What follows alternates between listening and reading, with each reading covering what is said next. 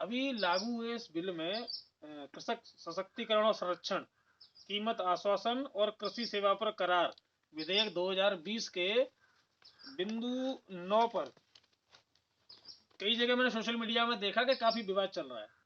कुछ मित्र केवल इस बिंदु 9 को शेयर कर रहे हैं और विरोध उनका इस बात पर है कि कोई कंपनी हमारे साथ करार करती है और उस पर लोन ले लेती है, तो अगर वो बंद हो जाती है या भाग जाती है या किसी प्रकार की धोखाधड़ी करती है तो किसान का खेत चला जाएगा।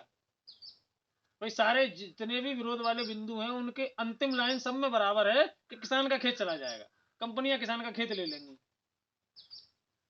आपने बिल को पूरा, चलिए मैं इसे, आपने बिल को पढ़ा है आपने, आप क्या कहेंगे इस पर? चलिए इस चीज को मैं आपके इसी में बिल में ही लिखी हुई एक पैराग्राफ से सुधारता हूँ। सबसे पहले तो मैं ये बता दूं, लेना चाहेगा व्यापारी, अंबानी लेना चाहेगा, टाटा लेगा, अदानी लेगा, कोई और लेगा, तो इस बिल के बिना भी ले सकता है। अभी भी ले रखा है। मैंने कई सारी वीडियो देखे कि पानीपत में उसके सिलोस बन रहे हैं, उसने वहां पे भंडारण के लिए गोदाम बना दिए हैं एकड़ों एकड़ों में। तो बिल तो था नहीं, ये जमीन तो उसके पास पहुंची कैसे अंबानी अदानी के पास में? किसान से कहीं भी जबरन जमीन लेने का मामला सामने आया है। वो अधिग्रहण या हुआ तो है, अधिग्रहण हुआ है या सीधे किसान से खरीदी या गई, सीधे किसान से खरीदी गई है या किसान से लीज पे ली गई है, कानून के दायरे में रह के काम किया गया जी है। जी जी जी। और इस कानून में भी जो जिस बिंदु को लेकर या जिन बिंदुओं को लेकर विरोध हो रहा है, समस्या की जड़ वही है कि उससे पहले और बाद वाले बिंदुओं पर बात नहीं हो रही है। ये इस बिल में सारी बातें हैं। कब लागू हो रहा है, कब तक लागू रहेगा, लागू होने का तरीका क्या होगा, विवाद की दशा में आप कहाँ जाएंगे, विवाद किन किन बिंदुओं पे हो सकता है, आप किस प्रकार से कॉन्ट्रैक्ट में जाएंगे, ये सारी बातें इसमें लिखी हुई हैं। लेकिन तो कंपनी किसान की जमीन पर कब्जा कर लेगी, इस बात पर बताइए। लेकिन जो बरगलाने वाले लोग हैं जी, वो एक बिंदु विशेष पे लोगों का ध्यान दिलवाते हैं और उसके हिसाब से उन्हें वो करते हैं। जी। दरअसल इन बिलों की भाषा, राजकीय भाषा इस प्रकार की क्लिष्ट हिंदी और परिष्कृत हिंदी लिखी होती है कि उसे सामान्य आदमी नहीं समझ सकता। इसमें लिखा है प्रकीर्ण, प्रकीर्ण का मतलब कोई समझ नहीं सकेगा। इसमें लिखा है अधिनियम, अधिनियम नहीं समझ सकेगा। यहाँ लिखा होगा प्रत्यय, प्रत्यय आदमी नहीं समझ सकेगा। ठीक है। आपने अभी 9 नंबर पॉइंट की चर्चा करी, मैं आपको 9 नंबर पॉइंट बताता हूँ इसमें क्या है। ये लिखा है कृषि करार का बीमा या प्रत्यय से जोड़ा जाना। जी। अब इसमें जो एग्रीमेंट है जी, ये जो एग्रीकल्चर में एग्रीमेंट होगा जी, वो ये बीमा, बीमा तो समझ गए भाई, इंश्योरेंस है। लेकिन प्रत्यय क्या चीज है?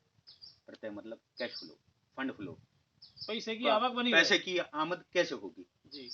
इसमें लिखा जाता है किसी कृषि करार को कृषक या प्रायोजक या दोनों की जोखिम को कम करने और प्रत्यय के प्रवाह को सुनिश्चित करने के लिए केंद्र सरकार या राज्य सरकार या किसी वित्तीय सेवा प्रदाता की किसी स्कीम के अधीन बीमा या प्रत्यय लिखत के साथ जोड़ा जाता। मतलब कहने किसी ने चर्चा करी, इस बिंदु के अनुसार कोई भी किसान अगर किसी कंपनी से करार करता है तो वो किसान भी और वो कंपनी भी उस करार के आधार पर लोन ले सकता है या उस प्रोडक्ट के लिए वहाँ जो फसल खड़ी है उसके लिए बीमा भी करा सकता है। या लोन और बीमा राज्य सरकार, केंद्र सरकार या किसी भी बैंक के द्वारा किया जा सकता है, किसी भी वित्तीय संस्था के द्वारा। ये इस बिंदु बैंक के अलावा सीडीबी से भी हो सकता है, हिंडाल्को से भी हो सकता है, सहकारी बैंक से भी हो सकता है, समिति कहीं से भी, किसी से भी, कोई भी उसका स्पॉन्सर हो सकता है जी। ये इस बिंदु में कहा जा रहा है।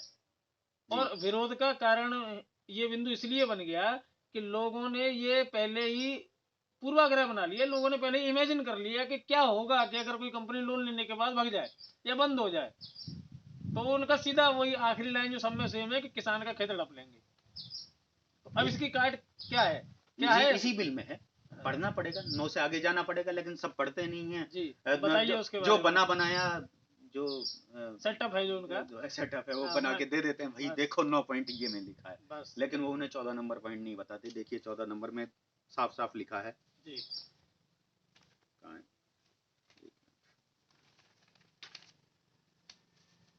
सॉरी 14 में नहीं लिखा है, 15 में लिखा है, 15 नंबर में ठीक है। ये लिखा है कृषक की भूमि के विरुद्ध शोधियों की वसूली के लिए कोई कार्रवाई ना होना।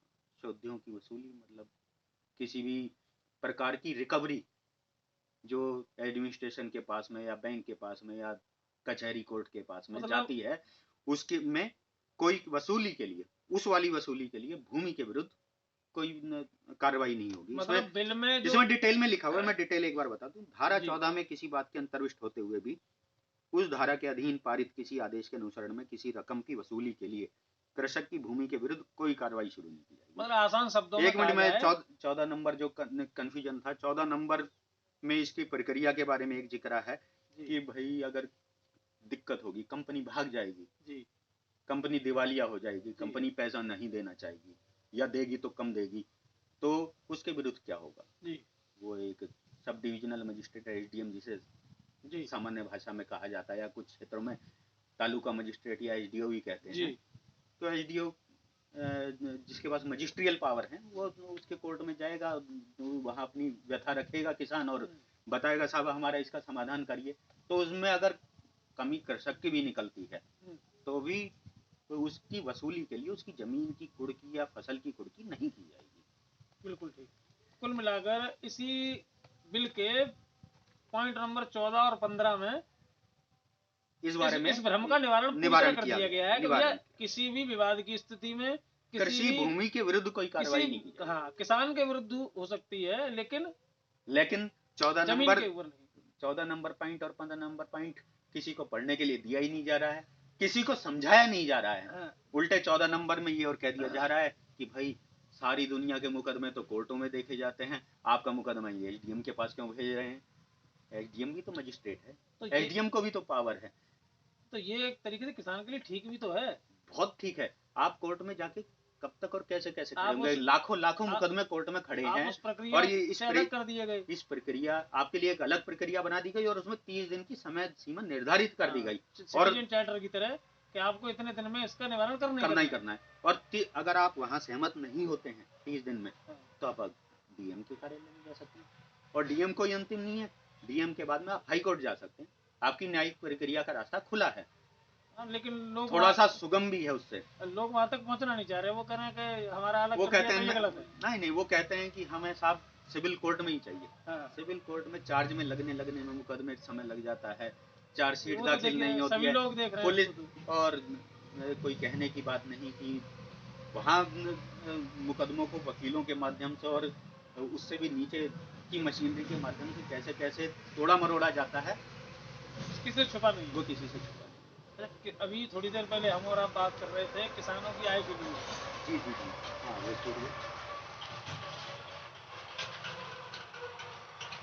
किसानों की आय दोगुना करने का वादा तो किया सरकार ने, लेकिन उस वायदे के लिए योजनाएं आई, उन पर काम करना था किसान को। किसान को नहीं करना था। किसान मेरे कहने का तात्पर्य है कि जैसे कोई फसल जो उन्हें आर्थिक रूप से ज्यादा सक्षम बना सकती है, हाँ, किसान अगर उसको उगाएगा नहीं तो फिर उसका फायदा कैसे लेगा? क्योंकि कई जगह पे ये देखने में आया है, जैसे मेरी बात हो रही थी एक मध्य प्रदेश के किसान थे, उनका नाम मैं नीचे मेंशन करूंगा डिस्क्रिप्शन में, नितिन कुमार जोशी जी से।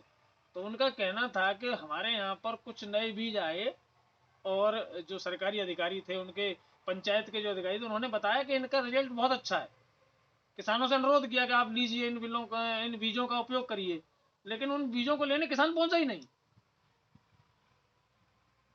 ये भी प्रश्न आपका बहुत अच्छा है और सामयिक है।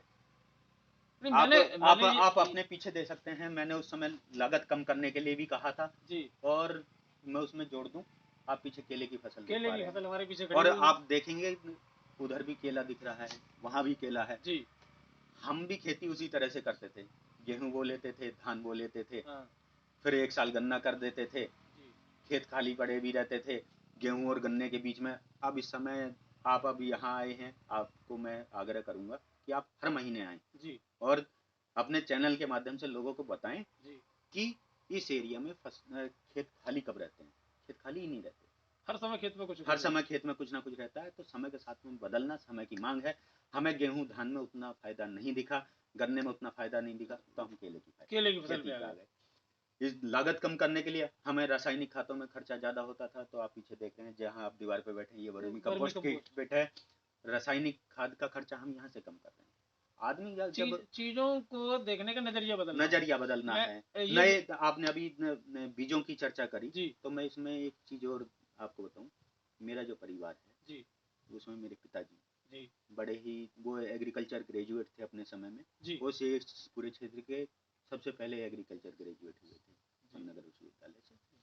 उन्होंने हमारे लिए नए बीज, गेहूं के, धान के, गन्ने के, टमाटर, इस क्षेत्र में सबसे पहला हमने किया था। प्रगतिशील किसान थे। प्रगति करना चाहते थे और दूसरों को भी प्रगति करवाना चाहते थे। चीज उनको देखने का नजरिया अलग था। सूरजमुखी इस क्षेत्र में सबसे पहले हमने बोई जी। और भी कई सारी फसलें जो यहाँ पहले नहीं होती थी, एक इस केले को छोड़ के। ये हमारे एक तहेरे भाई हैं, परिवार का ही दिन है, वो उनका निर्णय था और परिवार के मर्जी के विरुद्ध था, लेकिन वो इसमें सक्सेसफुल हुए। इस समय हमारे पूरे क्षेत्र में लगभग 200 एकड़ से ज्यादा केला है। आपके साथ ये वीडियो शूट करने से पहले मैंने तकरीबन 15-16 लोगों से बात की जो देश के विभिन्न हिस्सों में खेती से जुड़े हुए हैं। कुछ लोग प्रत्यक्ष खेती कर रहे हैं, कुछ लोग अप्रत्यक्ष रूप से उसमें इन्वेस्ट कर रहे हैं। तो ऐसे ही एक इन्वेस्टर थे मेरे मित्र लखनऊ के।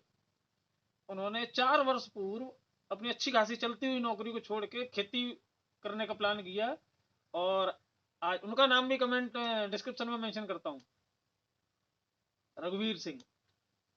रघुवीर सिंह कुशवाहा ने लखनऊ में अमरूद की खेती की।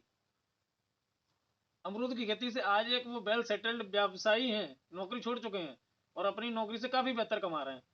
आसपास के उनके जो लोग हैं वो उनसे अमरूद की फसल कलम लेते हैं, लगाते हैं, तो लोगों को प्रोत्साहित करते हैं। कई सारे ऐसे किसान हैं जिनके नाम कई बार आप अखबारों में, टीवी पे, सोशल मीडिया पर देखते होंगे। जो आय बढ़ाने वाली बात है वो यही है, यही तरीका है। आप ट्रेडिशनल खेती से हटेंगे तो ही कुछ कर सकेंगे। सबके सब गन्ना बोएंगे तो एक अगले साल तक रोना पड़ेगा, सब हमारा गन्ने का। खेती को व्यावसायिक करना पड़ेगा, उसको व्यापार के नजरिए से देखना पड़ेगा कि भाई मुनाफा किसमें है। एक साल तक रोना पड़ेगा, गन्ने का भुगतान नहीं मिलता है और अगले साल उसका भुगतान मिलेगा तो जितना हमें मिल रहा है उससे 50 रुपया तो वैसे ही कॉस्टिंग कम कर लीजिए। मेरे खुद के फिरोजाबाद क्षेत्र में हरी सब्जियों की खेती करने वाले लोग काफी अच्छा मुनाफा कमाते हैं। जो भी लीग से हटके चलेगा वो वाकई में तो कहने का मतलब बेहतर कर सकेगा। बिल का विरोध अपनी जगह पे है, उसके कारण राजनीतिक हो सकते हैं जी, लेकिन बिल में असल में किसानों के लिए फायदे की ही चीजें हैं। ये बात अब क्लियर हो रही है और किसानों को भी ये बात धीरे धीरे समझ आई जाएगी। जो नहीं समझ सकेंगे वो वाकई में नुकसान खाएंगे।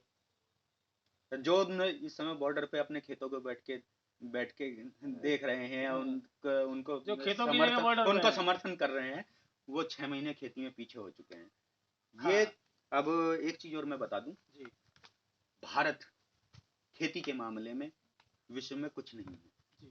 टॉप 10 में होना कुछ होता है, भारत कुछ नहीं है। पाकिस्तान की खेती भारत से 5 साल और 10 साल आगे है। वहां वो इम्प्लीमेंट यूज होते हैं जो यहाँ अभी लोगों ने देखे भी नहीं है। लोग ज्यादा प्रायोगिक हैं वहां के अधिक प्रायोगिक हैं।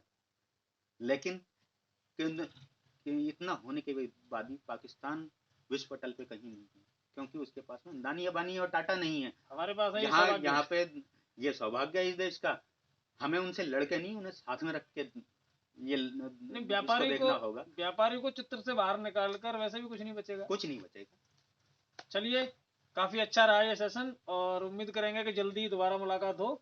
जी, थोड़ा सा इसमें जो लोग अपने टिप्पणी टीकी देते हैं, नए प्रश्न उठेंगे, बिल्कुल उनके समाधान के लिए एक सेशन और होगा और मैं प्रयास करूंगा। अभी किसी समस्या की वजह से, क्षेत्रीय समस्या की वजह से लोग यहाँ एकत्र नहीं हो सके। मैं प्रयास करूंगा कि अगली बार कुछ और लोग भी यहाँ के इसमें बिल्कुल और वो देखें। तो आप लोग अपने अपने सवाल कमेंट्स में छोड़िए और उनके जवाब देने के लिए अगले वीडियो में और किसानों के साथ आएंगे। धन्यवाद, नमस्कार।